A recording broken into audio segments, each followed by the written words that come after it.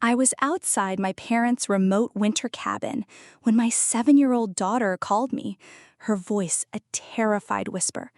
"Mommy," she said, "Grandpa was in the basement.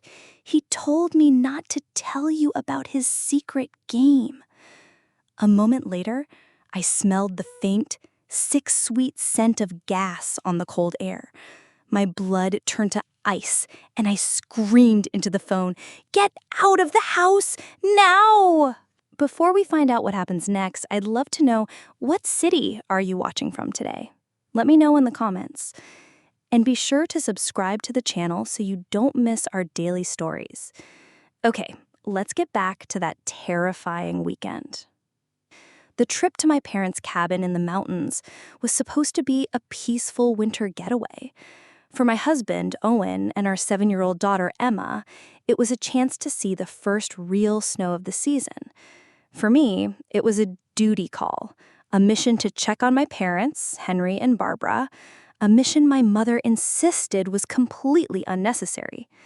"Everything is fine, Paige," she had told me on the phone a week earlier, her voice a little too bright, a little too cheerful. "Your father is just enjoying his retirement. You don't need to come all this way to worry about us." But I was worried. I was deeply worried.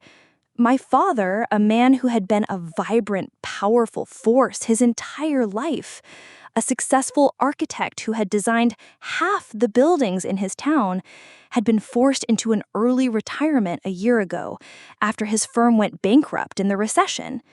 He had lost everything: his career, his savings, his sense of purpose, and he was not handling it well. The last few times I had spoken to him, his voice had been a monotone, a flat, gray landscape devoid of its usual warmth and humor. The tension was a palpable thing the moment we arrived. The cabin, a place that held so many of my childhood happiest memories, now felt quiet and heavy, with unspoken grief. My father, Henry, looked like a ghost. He was thinner, his eyes were haunted, and he moved with a slow, deliberate weariness, as if every step was a monumental effort. My mother, Barbara, on the other hand, was a whirlwind of frantic, performative cheerfulness. She chattered endlessly about the weather, about her garden, about a new recipe she was trying, her voice filling every silence, a desperate attempt to prove that everything was perfectly, wonderfully normal. It was exhausting. That first night at dinner, the cracks began to show. My father, who had barely spoken a word, stood up to make a toast, his hand trembling slightly as he raised his glass of water. "To family," he said, his voice a low, gravelly rasp. He looked around the table, his gaze lingering on my daughter, Emma, with a profound sadness. "And to new beginnings," he added, his voice full of a strange, dark meaning. One way or another. Owen and I exchanged a worried glance over the top of Emma's head. Later that evening, I saw my father take Emma by the hand and lead her down the creaking wooden steps to the basement. "Come on, little bug," he had said, forcing a smile that didn't reach his eyes. "Let me show you Grandpa's old workshop." I had thought it was a sweet gesture, a sign that the old him was still in there somewhere. When Emma came back upstairs, about a half hour later, she was unusually quiet. "What did you and Grandpa do down there, honey?" I asked her as I tucked her into bed. She looked at me, her eyes wide and serious. "We have a secret, Mommy," she whispered. "Grandpa showed me a secret game, and he said I can't ever, ever tell anyone about it." A chill, cold and sharp, went down my spine. It was probably nothing, a silly game, but his strange mood, the finality in his voice during that toast, it all felt wrong. I tried to push the feeling down, telling myself I was being paranoid, that I was letting my own anxiety color the situation. The next morning, I woke up with a deep sense of foreboding I couldn't shake. The air in the cabin felt thick, heavy. To clear my head, I put on my heavy winter coat and went outside into the crisp, cold air to chop some firewood for the evening. An old chore that always used to bring me a sense of simple, physical peace. I was about halfway through the woodpile when my phone, which I had tucked into my coat pocket, began to ring. It was my own number. Emma must be calling me from the tablet we'd left with her. I answered, a smile on my face, ready to hear her ask if she could have a hot chocolate. But the voice on the other end was not the cheerful, happy voice of my daughter. It was a terrified, urgent whisper. "Mommy?" she whispered, her voice shaking.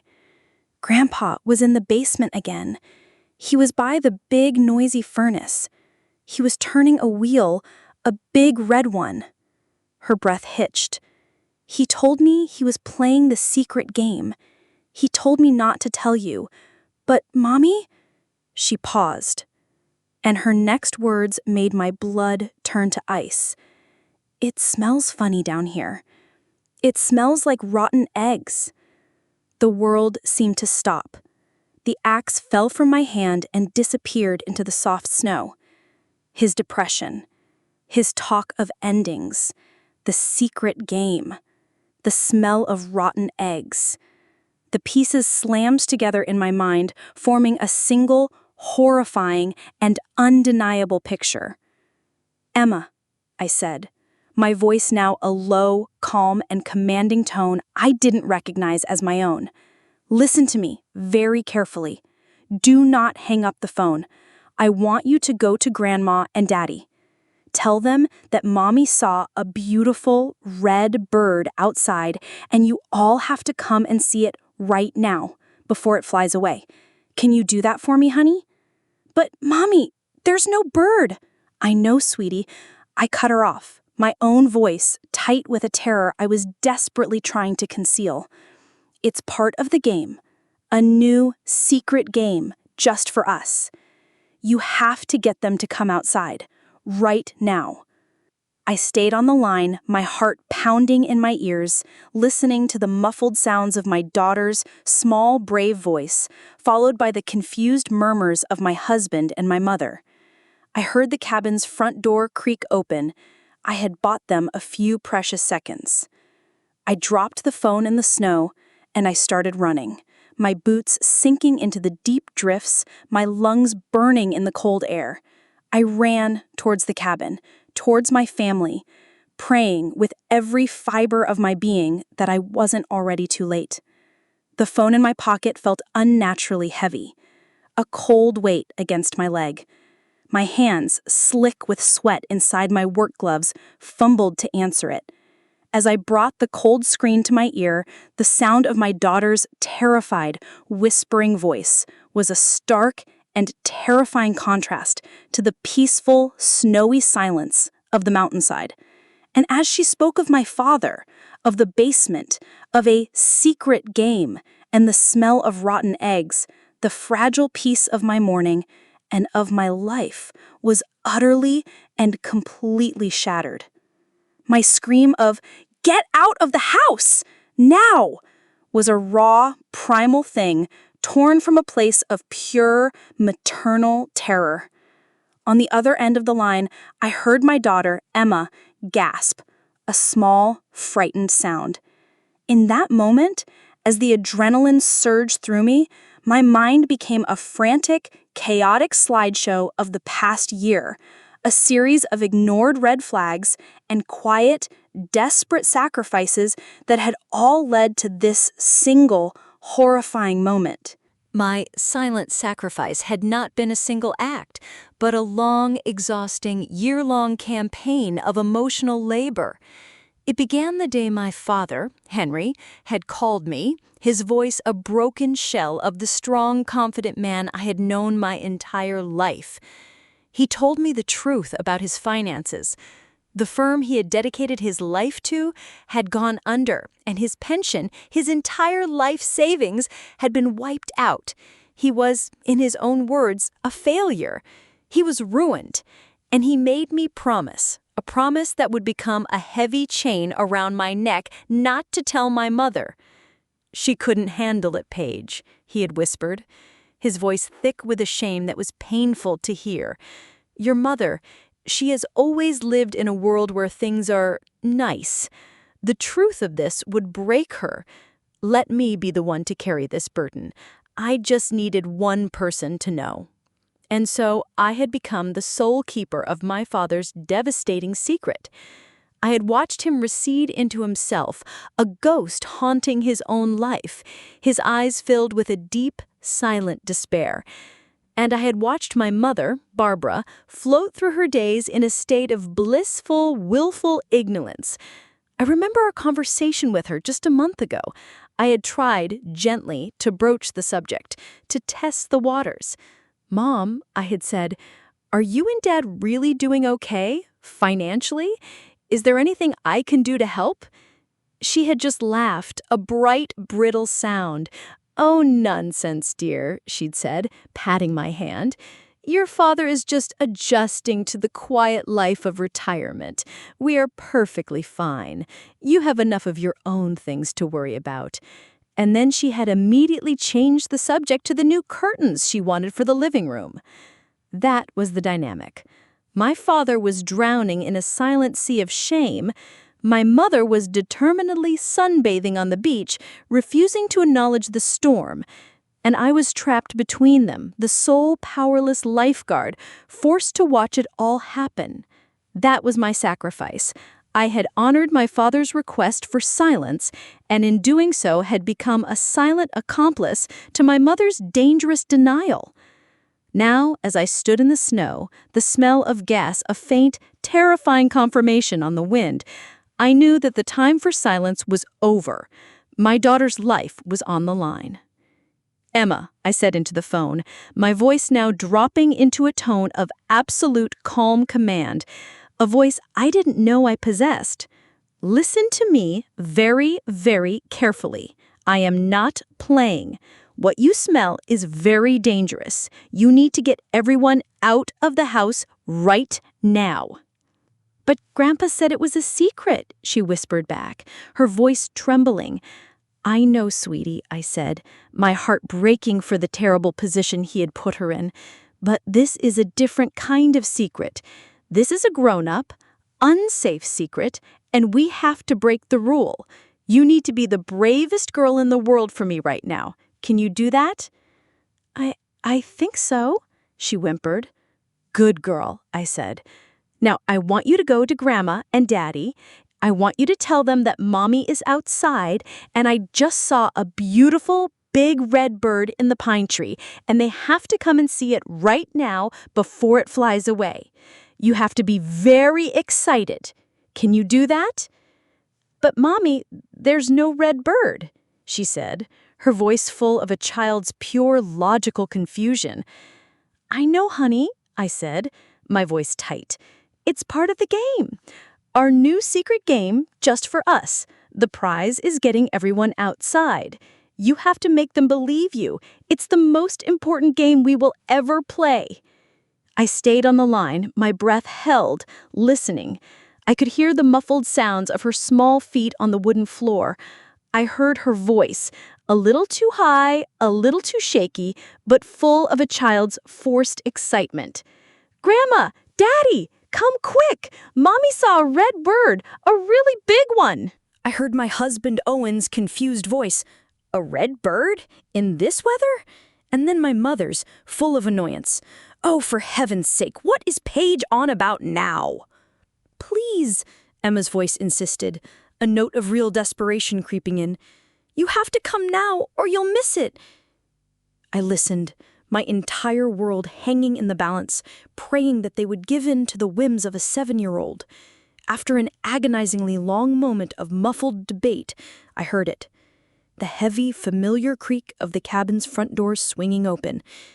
And then, as they must have stepped outside and out of the range of the cabin's Wi-Fi, The line went dead, leaving me in a sudden, terrifying silence.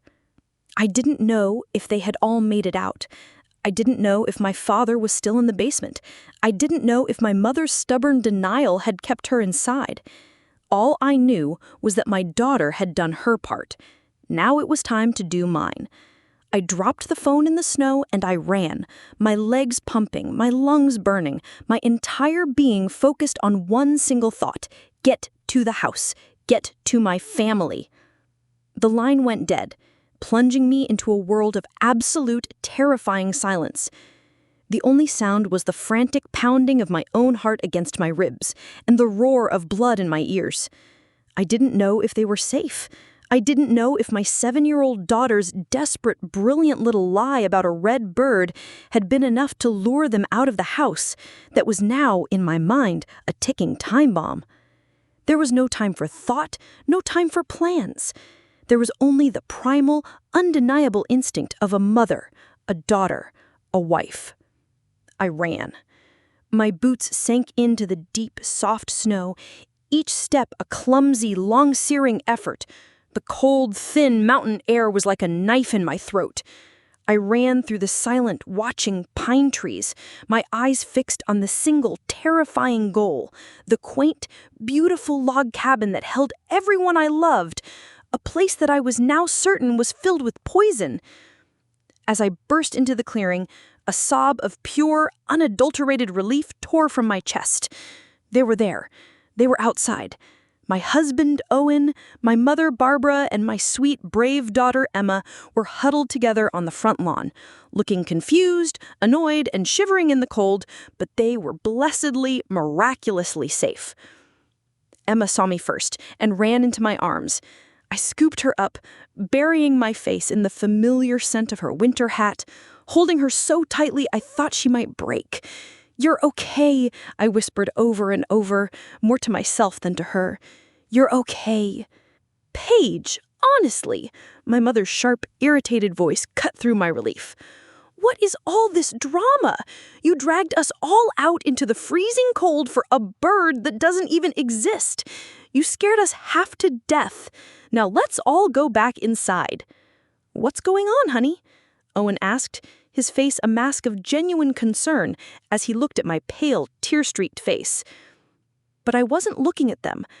I was looking past them, at the porch of the cabin. The front door was still wide open. And standing in the doorway, a half-empty coffee mug in his hand, was my father, Henry. He had a look of profound, weary confusion on his face, as if he had just been woken from a long, deep sleep. "Where is he?" I asked, my voice a raw, ragged thing that didn't sound like my own. "Where is Dad?" But he was already there. My question was a formality.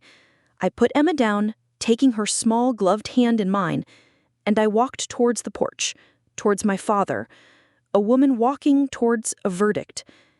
"Dad?" I said, stopping at the bottom of the wooden steps. The air around the cabin was thick with a tension so heavy it felt like I could taste it. "Dad, what did you do in the basement?" His face, which had been a mask of confusion, hardened into one of defensive anger. "What are you talking about?" he scoffed, a humorless laugh in his throat.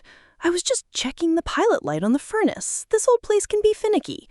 You're being hysterical, Paige. You are completely unhinged. Barbara, your daughter is having some kind of an episode." My mother, ever his loyal defender, rushed to his side, her own face now a mask of annoyance. "She's right, Paige," she said, her voice dripping with condescension. "You're overreacting. It's just an old cabin. It has smells. It's probably just a bit of mildew from the cellar. Now you have scared your daughter and ruined a perfectly good morning with your theatrics. Stop this nonsense at once." She took a step towards the open door, ready to lead everyone back into the trap. "No!" I screamed, the word torn from my gut with a force that made them all freeze. And then, a gift from the heavens. The wind, which had been still, suddenly shifted. A low, gentle breeze whispered down from the mountaintops, swirling around the cabin. It carried with it the scent of pine, of snow, of cold, clean air. And it carried with it another smell, a smell that was now thick and heavy and cloying and undeniably present. The sick, sweet, rotten egg stench of natural gas, pouring from the open door of the cabin like an invisible monster. My mother stopped dead in her tracks, her head tilted. She sniffed the air, her face going from annoyed to confused to a slow, dawning horror. Owen, my husband, whose own face had been a study in worried confusion, went completely and totally pale. He was an engineer. He knew that smell. He knew its implications. "Oh my God," he whispered, his eyes wide with terror. "She's right." He didn't hesitate. He grabbed Emma's hand and pulled my stunned, frozen mother by the arm. "Move," he shouted. "Get back to the cars, now! Everyone, now!" He began to pull them, stumbling across the snowy lawn, away from the house that was now a confirmed ticking time bomb. I did not move. I stood at the bottom of the steps, my eyes locked on my father, who was now alone on the porch, his last line of defense, his wall of denial, having just been washed away by a simple change in the wind. The fight, the arrogance, the anger, all of it just seemed to drain out of him, leaving behind a frail old man, his face a ruin of utter, abject despair. He sank down onto the top step of the porch, his head in his hands. The coffee mug slipped from his fingers and shattered on the wooden planks, the dark liquid spreading like a pool of blood. The immediate danger to my family was over, but the emotional confrontation, the moment the truth would finally horribly be spoken, had just begun. I walked up the steps and stood before my father, my heart a shattered wreck of love and terror and a grief so profound I had no name for it. "Why, Dad?" I whispered, my voice breaking. "Why would you do this to us?" He looked up at me then, and his eyes, the same warm brown eyes as my own, were overflowing with tears, with a shame so deep it seemed to have swallowed the man I once knew. "Because I'm a failure, Paige, and I couldn't bear the thought of failing you all alone." I slowly sat down in the step beside him, a strange, surreal calm descending over me. I wasn't afraid of him anymore. I was just listening to the last chapter of a story I had never known. "For 40 years, he began, his voice a low, rambling monotone as he stared out at the silent, watching trees. "I was the man who provided. I was the rock, the one who fixed things. I built a company. I built a life for your mother, for you. It was my entire identity. And then it was gone." He spoke of the bankruptcy, the loss of his pension, with a detachment that was more chilling than any rage.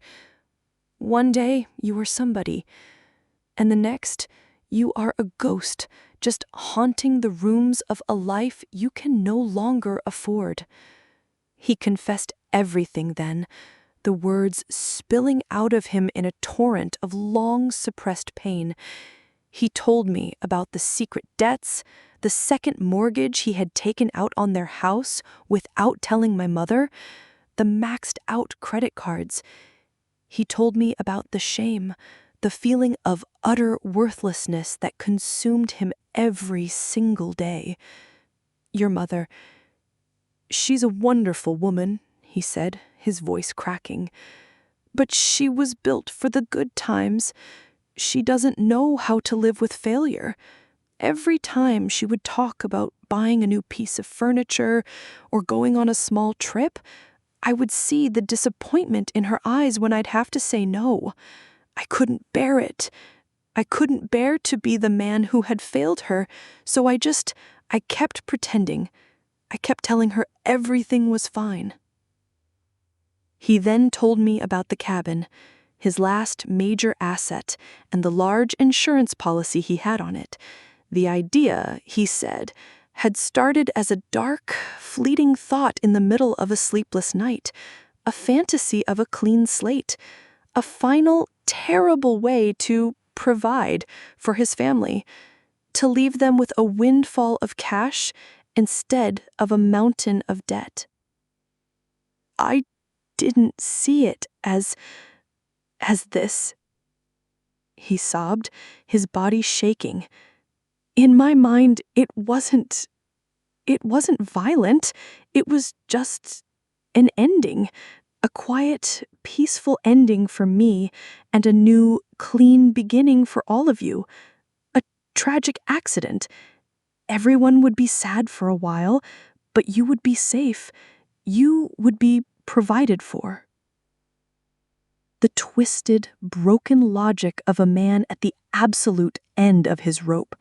He had become so consumed by his own perceived failure as a provider that he had decided his family was better off with his insurance money than they were with him, that they were better off dead with him than alive with his shame. The secret game with Emma. I needed a reason to be in the basement, an excuse. I told her it was a game because I think a part of me still wanted to be a good grandpa, even while I was planning the most monstrous thing imaginable. As I listened, my anger and my terror began to dissolve, replaced by a profound, heartbreaking pity. I was not listening to a monster. I was listening to a man I loved, a good man who had been so completely consumed by despair and a profound, old-fashioned sense of masculine failure that his mind had snapped, twisting his love for us into a plan for our destruction. It was in that moment of quiet, shared grief on the porch that the distant, mournful wail of sirens finally reached us, growing steadily louder as they navigated the winding mountain roads. The outside world, with its laws and its consequences, was coming. My father heard it too, and his head snapped up, with a new kind of fear in his eyes, the fear of being seen, of being judged by strangers. The police and the fire department were coming. They would save the cabin from the physical danger he had created. But as I looked at the broken man who was my father, at the shattered woman who was my mother now, being held in my husband's arms, and my innocent daughter who had been the unwitting hero of the day, I knew my job had just begun. The immediate danger of the gas was over, but a new, more complicated kind of danger was just arriving. The world, with its rules and its judgments, was here. And in the face of it, I had to decide what came next for my family. Was it a time for justice, or was it a time for mercy? The wail of the sirens grew closer, a mournful, rising crescendo that cut through the cold mountain air, announcing the arrival of the outside world into our private, shattered universe. I stood on the porch, my arm a protective shield around my father's trembling shoulders. He was no longer a monster in my eyes. He was just a man, my father, who had been so consumed by the darkness of his own despair that he had tried to extinguish all the light around him. The first responders, firefighters, paramedics, and finally 2 sheriff's deputies were a whirlwind of calm, professional efficiency. They moved with a purpose that was a stark contrast to my family's emotional paralysis. The fire team, equipped with gas detectors, swept the cabin, throwing open all the windows and shutting off the main gas line at the tank, their actions preventing the terrible possibility that still lingered in the air. I was the one who spoke to them. My mother was a weeping, incoherent mess, being comforted by my husband, Owen. My father was a hollowed-out shell, just staring into the middle distance, his face a mask of vacant shame. I explained the situation to a kind-faced female deputy, my voice steady, choosing my words with a deliberate, careful precision.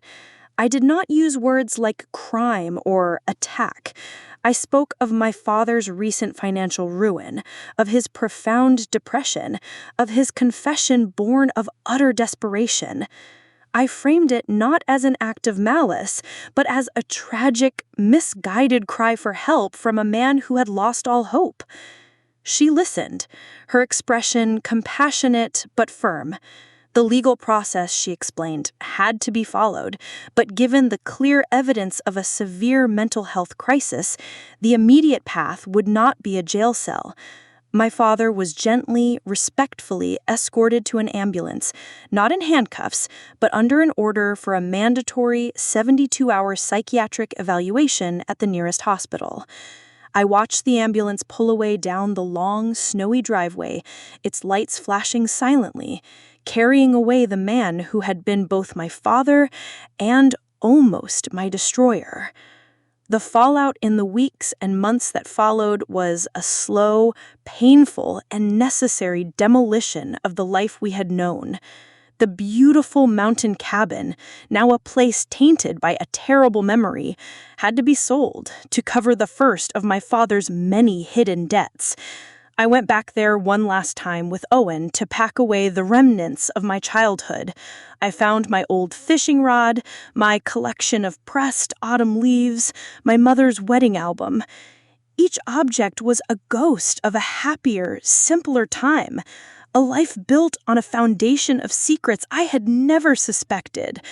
I wept as I packed the boxes, not for the loss of the cabin, but for the loss of the beautiful, innocent lie we had all been living. My mother, Barbara, without the shield of my father's quiet strength or her own willful denial, completely collapsed. But from that collapse, something new began to grow. For the first time in my life, she needed me, not as a placid, agreeable daughter, but as a partner. We spent long, difficult hours on the phone with banks, with creditors, with lawyers. We sorted through the wreckage of my father's finances together. The conversations were brutal, honest, and stripped of all the polite fictions that had defined our relationship. In the midst of our shared crisis, a new, more authentic bond between a mother and a daughter began to form. She had to sell their large family home, and for the first time in 40 years, she took a part-time job at the local library. It was a humbling experience, but in it she found a quiet strength and a sense of self-worth she had never known. My father was eventually moved from the hospital to a long-term treatment facility. I visited him every Sunday. At first, our conversations were stilted and full of a profound, heavy shame. But slowly, with the help of his doctors and the steady, unwavering presence of my love, he began to heal. He began to talk about the despair, about the feeling of worthlessness, about the twisted logic that had led him to that dark place in the basement. He apologized to me, not once, but many times, his voice choked with a regret that was pure and absolute. I did not offer him easy forgiveness. I simply offered him my presence, a promise that he was not alone in his fight back to the light. It's been a year now. Our lives are smaller, quieter, and infinitely more real. The grand house is gone, the cabin sold, the money a constant worry. But the secrets are gone too. Last weekend, for the first time, my father was allowed a weekend visit. We didn't go to a fancy restaurant or a country club. We had a simple barbecue in the small backyard of my and Owen's house. I watched as my father, thinner, older, but with a new, quiet clarity in his eyes, patiently threw a baseball with my daughter Emma. He was not the powerful, confident patriarch as my youth. He was just a man, a flawed, broken, but fighting man, my grandfather.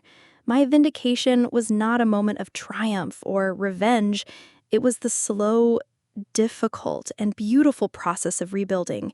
My daughter's innocent phone call had not just saved our lives from a physical explosion. It had saved our family from the silent, ongoing explosion of secrets and despair that had been rotting it from the inside out. I had not won a battle against my father. I had, with the help of my brave daughter, my loving husband, and a strength I never knew I possessed, simply saved him. I had saved all of us. As I watched him laugh, a real, genuine laugh, as Emma finally caught the ball, I knew that our new beginning, the one he had spoken of in his toast, had finally, truly arrived. An incredibly intense and emotional story about a family's darkest secrets and a daughter's profound strength. What do you think of the way Paige handled this impossible situation? Let us know your thoughts in the comments below.